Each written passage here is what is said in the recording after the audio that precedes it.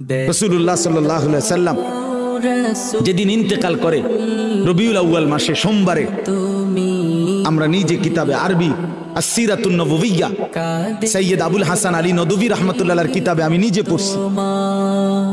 আল্লাহর নবী সাল্লাল্লাহু আলাইহি ওয়াসাল্লাম সোমবার দিন ইন্তেকালের দিন, নবীজি ইন্তেকালের পূর্বে 23 ওয়াক্ত নামাজ জামাতের সাথে নিজে ইমামতি করে পড়াইতে পারেন নাই।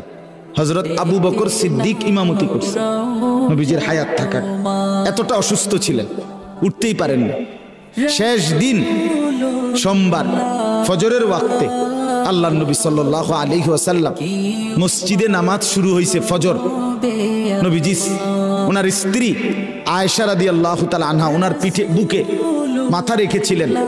নবীজি বললেন, আয়েশা আমারে সোজা করে বসাও, আমার হুজরার পর্দা সরাও, আমি আমার সাহাবীদের ফজরের নামাজের দৃশ্য দেখব। নবী সাল্লাল্লাহু আলাইহি সাল্লামের রওজা মুবারক এখন আপনারা যারা গেছেন তারা তো দেখছেনই, একেবারে যেখান দিয়ে নবীজির রওজায় আথার, এইটাই মসজিদ, এটা লগে দিয়েই মসজিদ। তো নবী সাল্লাল্লাহু আলাইহি সাল্লামকে আম্মা জান আয়েশা নবীজির বিবি এরকম কনুইয়ের মধ্যে ঠেস দিয়া বসাইছে, পর্দা সরায় দিছে। আল্লাহর নবী দেখলেন পুরা মসজিদ ভরা। ফজরের নামাজ কোন নামাজ? জোহরের পরে যেটা পড়ে ভোরে। কোন সময়? ভোরে। এই ফজরের নামাজের ওয়াক্তে আল্লাহর নবী সাল্লাল্লাহু আলাইহি সাল্লাম দেখলেন পুরা মসজিদ ভরা মুসল্লি আবু বকর সিদ্দিকের নেতৃত্বে নামাজ পড়ছে, সবাইকে ভরপুর দেখে খোদার কসম কিতাবে লিখছে নবী সাল্লাল্লাহু আলাইহি সাল্লাম চোখের পানি ফেলে দিছে, কাঁদতে কাঁদতে বলছে, আয়েশা আমার 23 বছরের মেহনত সার্থক। আয়েশা